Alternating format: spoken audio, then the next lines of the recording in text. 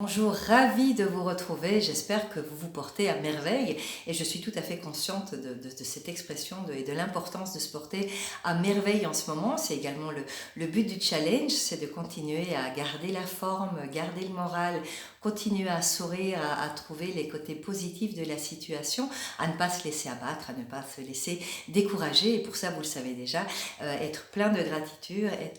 être plein de gratitude, je dis bien, et continuer à sourire, que ce soit un sourire spontané ou un sourire un peu plus recherché en jouant au joy spotting, donc en se forçant entre guillemets à trouver des occasions de sourire, ça ne peut nous faire que du bien. Et vu qu'on est en train de parler de se sentir bien, je vais parler un peu de moi, hein, parce que j'ai quand même mis je garde le moral, je souris, et moi je vais vous avouer que tout à l'heure je reçois un message d'une amie qui me demande tiens comment tu t'adaptes à la situation,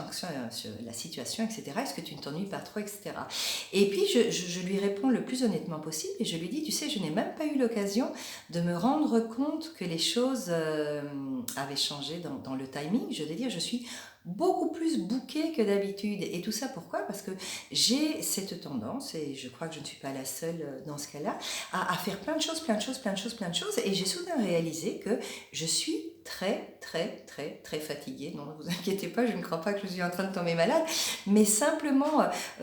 cette nouvelle situation, bon ben elle change les donnes, on n'est plus dans nos habitudes, on est en train de créer des nouvelles habitudes, on a tellement peur de perdre nos habitudes qu'on se met des choses, il faut maintenir les structures, donc je continue à faire du sport, je continue à faire ci, je continue à faire là, il faut absolument être plus près de nos proches, donc je passe une quantité de téléphone pour parler à mes parents, pour parler à mes enfants qui sont un petit peu éloignés, je continue à, tout le monde nous martèle, c'est l'occasion d'étudier ce que vous n'avez jamais l'occasion de faire pour vous lancer, et hop, je me suis inscrite à une série de cours, et puis j'ai mes activités, et puis je réalise qu'en fait, mais j'ai même plus le temps de souffler, voilà, alors que c'est censé être un temps où tout est beaucoup plus calme, beaucoup plus relax, et bien écoutez, moi je suis tombée dans l'opposé, je suis en train de faire des choses, alors je suis ravie de ce que je fais, je suis effectivement ravie d'apprendre de nouvelles choses, je suis ravie du challenge, je suis ravie de ce petit rendez-vous, là, je vous mets le lien en bas, pour ceux qui sont un peu angoissés ou dépassés ou qui se sentent seuls, là il y a ce petit Zoom tous les midis pour échanger, pour se dire qu'on n'est pas seul et pour aussi échanger les petits tips que chacun a pour garder le moral.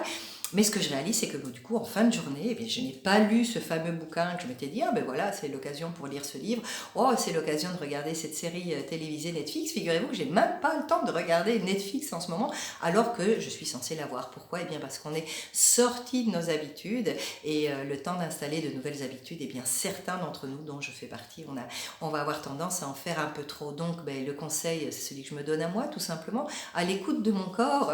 Je sens, à partir du moment où vous sentez quelque part, oh, j'ai une certaine lassitude, je suis quand même un petit peu fatiguée, ne pas attendre qu'il soit trop tard et d'être épuisé, se dire simplement, bon voilà, je vais ralentir un petit peu, je vais donner des priorités, oui c'est génial, je suis ravie de pouvoir me former et de suivre des tas de cours, mais je suis peut-être pas obligée de tous les suivre en même temps, je suis ravie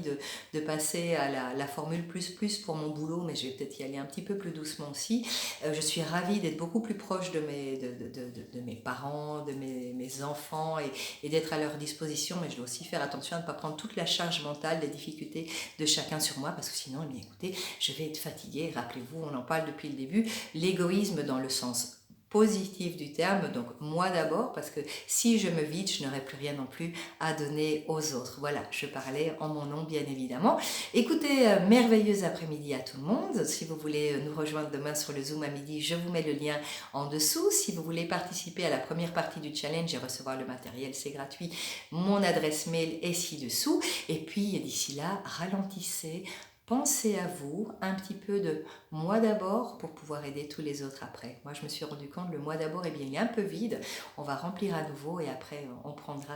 une nouvelle structure, des nouvelles habitudes qui me tiennent en compte aussi. Voilà, j'espère que ça vous a servi. En tout cas, moi, ça me fait énormément plaisir de vous parler via ce moyen et je vous dis à demain.